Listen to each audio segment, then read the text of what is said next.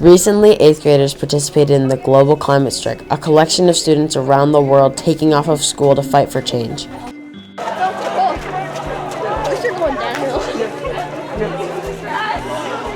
In particular, a change apparent from the mid to late 20th century onwards, and attributed largely to the increased levels of atmospheric carbon dioxide produced by the use of fossil fuels.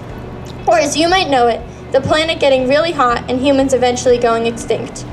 Basically, climate change is when fossil fuels are burned, emitting dangerous greenhouse gases and carbon dioxide into the atmosphere. These greenhouse gases get trapped and absorb sunlight and solar radiation that has bounced off of the Earth's surface. This means heat from the sun can only go into the Earth's atmosphere, not out. This is called the greenhouse effect. Keep the temperature down! Keep carbon underground! We can't get another Earth.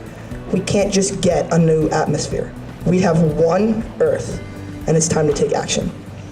We have 11 years. That's 11 before what we are doing to the planet becomes irreversible. And that may seem like a lot of time, but that number is only going to get smaller. So believe me when I tell you that 11 years is not a lot of time. Many people think of themselves when they ask, is it worth giving up all of the resources and ways of life that they hold so dear? But think of your children. Think of your grandchildren and your great-grandchildren. It's not okay. It is simply not fair to put them through a life of misery. No more coal! No more oil! No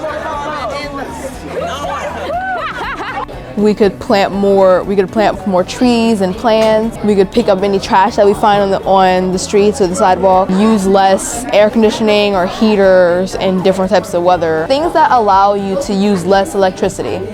Take the amount of energy that we use in the classroom daily and reduce it by as much as possible while still making it as functional as possible. So we're taking the problems, finding solutions, and trying to reduce the carbon footprint. There's a theory called the Great Filter Theory. The theory is an attempt to explain why we have found no sign of intelligent life in the vast amount of space that we have observed. The theory states that there is a place and time for every intelligent species where their entire existence is threatened.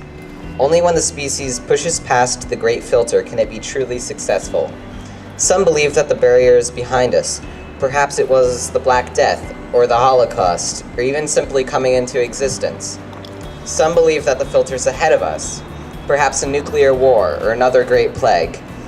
But I believe that we have just reached it, and the Great Filter is simply us killing ourselves by destroying the planet that we live on.